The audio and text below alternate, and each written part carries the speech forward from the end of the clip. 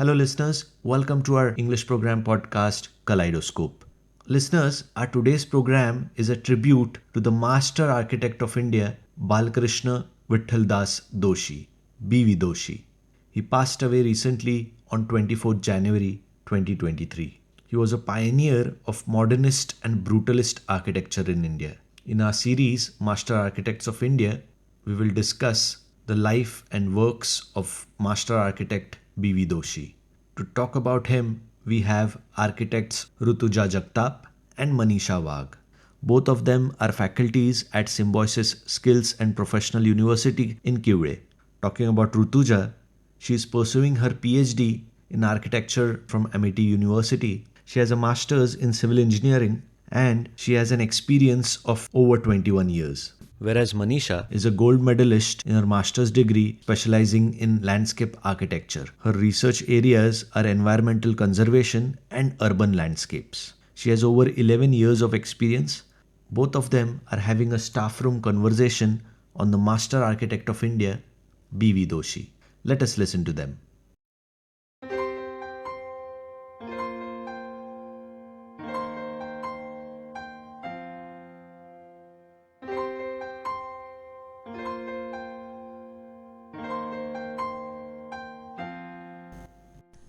Hi Manisha, long time no see. How's life? Hi Rutuja. I just got a sad news that BB Doshi sir passed away. Yes, even I came to know. This is extremely sad news. A sad day for our fraternity and the whole world. We will miss the master yaar. You might be knowing, he was from our very own Pune, right? Yes, Rutuja. He had been living in Pune in an extended Hindu family whose two generations had been involved in the furniture industry. And whenever he visited Pune, he used to go there. You know the small lanes of Pune. He used to stay yes. there. This remind me that in one of his interviews he mentioned about his childhood memories in Pune. When he was 8 or 9, I guess, he used to visit his grandfather's furniture workshop. This inculcated in him an awareness of structure and spaces. Also, his eye for detail and perfectionism is inherited from his grandfather, whom he called Dada.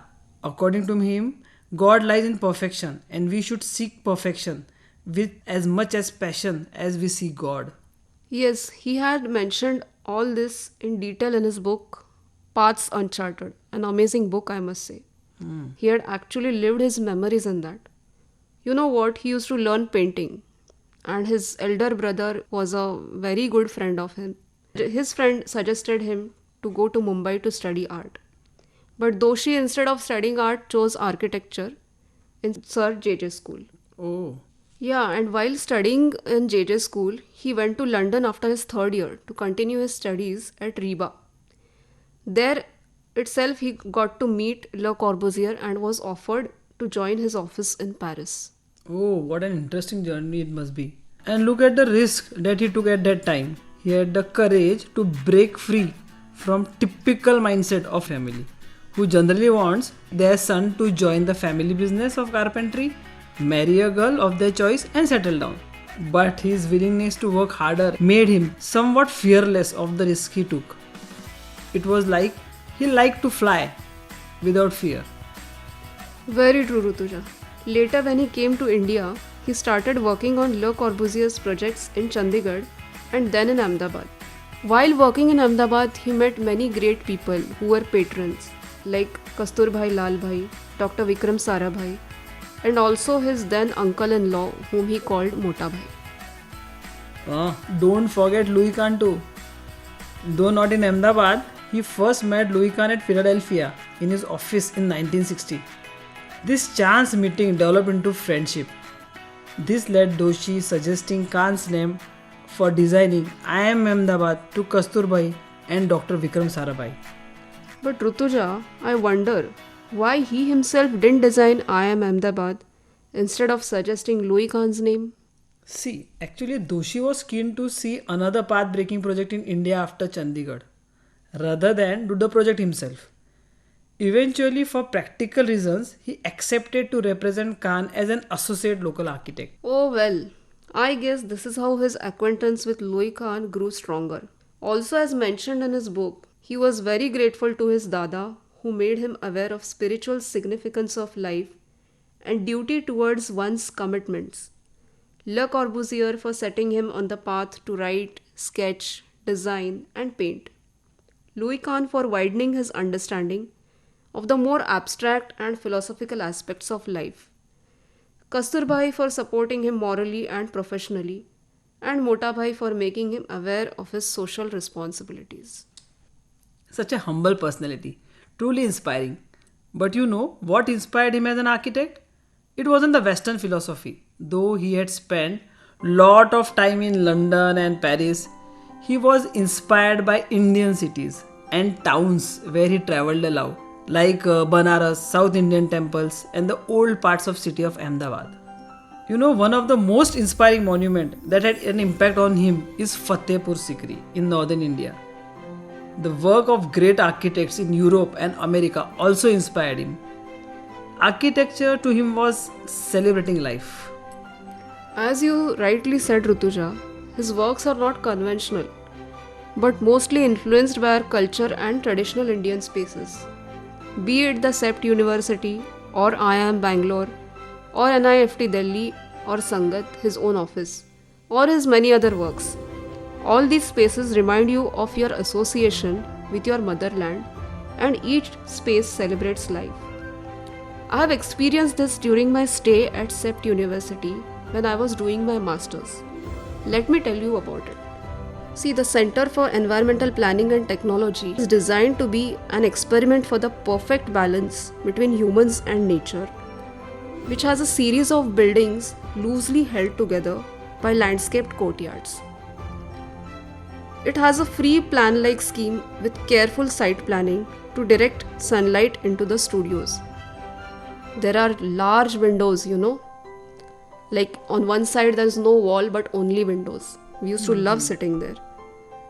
Students were actively involved in designing additions to the campus with the goal to continue to promote collaborative learning across all disciplines. Our urban design studio and landscape studio, they were just above each other, but we always used to mingle together. There was no separation as such. It's like a flow that you can see everywhere. Manisha, I just want to know, you were there in the campus, so you might be knowing about that gufa-like structure, na? Please tell me something about that. Yeah, it's an underground structure. That's why it's called as Gufa, and the name is Ahmedabadni Gufa. It is one of Doshi's most experimental designs because he has never created something of this kind, a curved like structure. This is a cave like art gallery, and it exhibits the works of artist Maqbul Fida Hussain, popularly known as MF Hussain. MF Hussain. Oh, okay. Yeah. So much like his studio, that is Sangat, this has domed structures that feature the artwork, and these are covered in mosaic tiles. So on the roof you'll see all mosaic tiles, and inside all the artworks of MF Hussain. So it's like everywhere. The wall and the roof actually merges since it's a domed structure. So the whole wall has these paintings of MF Hussain. So these artworks are applied directly onto the walls on the interior. And also there are metal sculptures that rest against the irregularly shaped columns. Those stalactites and stalagmites in caves. So the columns in this gufa are same like that. Very irregular shaped. But you as a student might be visiting very often, no? Almost every day we went there because there is a cafe next to it. Okay. What are your views about IIM Bangalore? See, as it was completed in 1983, it explores the concept of designing both indoor and outdoor classrooms. The IIM campus was envisioned as a place to be inhabited, as a place to facilitate the course of human interaction and reflects the perfect sense of scale, proportion and light. Well, I guess the film Three Idiots was shot in the same campus. Yes, it was.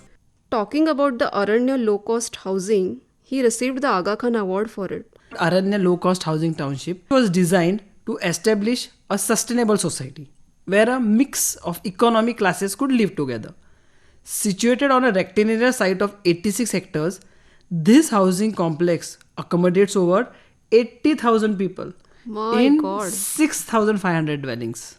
Manisha, you also mentioned about its studio. Yeah, his studio, which is named as Sangat, it is often considered as a building that fully describes, encapsulates his approach. It features a series of sunken vaults. You know, the roof is vaulted roof, which Oh, is clad in China mosaic, just like the Ahmedabadni Gufa. huh. Also, it has a terraced amphitheater with flowing water details. It represents the connection between nature and the humans, you can say. It's a very amazing place to be. One thing I must tell you, Rutuja, whatever his structure is, you can always see the blend of landscape and the built form in it. So you can never differentiate that a landscape architect has designed it. Designed it all, huh? It hasn't. Doshi himself has designed the landscape as well as the built form. It's like the unity in design, what we tell our students. It's actually seen there. The blend of both interior and exterior. And as an landscape architect, you might be enjoying that. Very much. And I was studying landscape there itself. Yes. Also, you know about the LIC housing? It's also a famous project of his. Yeah, yes. See, to mention and talk about this housing project for the Life Insurance Corporation in Ahmedabad, which was designed in 1973 and which consists of 324 units in a duplex terraced unit scheme. It was designed to introduce a clear sense of order and combined both high density and low rise. The result being a traditional urban row house of smaller units slotted into larger units. Wow, such an invention at that time. Manisha, also what about Tagore Memorial Hall? Yeah, it's one of his notable designs. It is an exploration of his interest in brutalism. And this is a 700 seated amphitheater, which features reinforced concrete walls, which are again broken up by folded plates to create contrasting planes of light and shadow. Okay. Must say, use of elements in design. Yeah, playing with light and shadows. You know, our students have a lot to learn from his projects. Yeah. He could create such spaces because his only mantra was there is no crime greater than convention. Try to do your own and new. If you try, there is no solution that is impossible. No doubt, he was recipient of several awards, of most prestigious being the Pritzker Award. Okay, then in 2018 he became the first Indian architect to receive the Pritzker Architecture Prize, which is considered one of the most prestigious prizes in architecture, as we all know. He had also been awarded Padma Shri and Padma Bhushan. He has been also awarded the Royal Institute of British Architects Royal Gold Medal for 2022. One of his most notable awards also includes the Aga Khan Award for Architecture, awarded for the Aranya Low Cost Housing Project at Indore. He also held the honorary doctorate of University of Pennsylvania. Manisha, as you mentioned about Sept University, wasn't he the only one who actually started the School of Architecture there first? Yes, he was the pioneer in starting the School of Architecture, which now comes under Sept University. But you know, whatever he earned as a director and dean at the School of Architecture, he gave back as scholarship for the students. He believed that teaching is a service to Saraswati, the goddess of education, and did not think it is right to be paid for. Amazing. We can go on talking about him, his philosophy and architecture. Balakrishna Doshi was the first Indian to win Pritzker Prize, the highest accolade in architecture. The jury citation has lauded Doshi for architecture that has created an equilibrium and peace among all the components, material and immaterial. It refers to the poetic and philosophical underpinnings of his work. Also, he was the first Indian to win the $1 lakh award established by the Pritzker family of Chicago in its 40 years history. Doshi's practice, Vastu Shilpa Foundation, boasted more than 100 projects that include low-income housing, private residences, public spaces and galleries. See, also with an understanding and appreciation of the deep traditions of Indian architecture, he united prefabrication and local craft and developed a vocabulary in harmony with history, culture, local traditions and the changing times of his home country India. You know what? He has also acted in a Tamil film. Oh, is it? Yeah, it was the Mani Ratnam's film O Kadal Kanmani. Oh, yes, yes, yes. Do you know why did he act in it? Why? See, why should a world famous architect accept a role in a film Hmm. that is produced in Tamil language? Fame or money was definitely not the reason Yes. because he already had both of them. But the role itself made him yes. The role offered to him was no different from what he had been doing all these years. He played himself in it, that is, an architect. He was a mentor to the actress who is playing the role of an architect in it. The actress is Nithya Menon. So he appeared Oh, as yes. Nithya's mentor. So actually, he didn't have to act much in it. He was just doing what he had been. So Projecting just his own life. Exactly. So portraying his own real life on the screen. And the movie was shot in IIM Ahmedabad and Sept University, which was designed by Doshi himself. So there was no scope or any good reason for Doshi to say no to this offer. So, by accepting this offer, he has created another record. One of the oldest persons debuting in Indian films. Yes, truly. Yes, right. What an achievement. Words fall so short to describe this legend. Last but not the least, I would like to quote him. To reach the skies, one must hear the call from the stars. There indeed your dreams wait for you. Rutuja, our hearts are filled with various emotions as we say goodbye to this master who left us on 24 January 2023. Yes, Manisha, as Christopher Sir had rightly said, at this time of Doshi's leaving us, we must consider Doshi's personal myth which will live forever. It will be a source of continuous celebration and inspiration. His spirit shall always live amongst us. I totally agree with you, Rutuja. It was so good talking to you. Same here, Manisha. But see, now I want a visit or tour from you to Ahmedabad. I am anytime ready Because on you one know- foot. because you know everything over there. You had been doing a PG over there. So now I want all details from your side.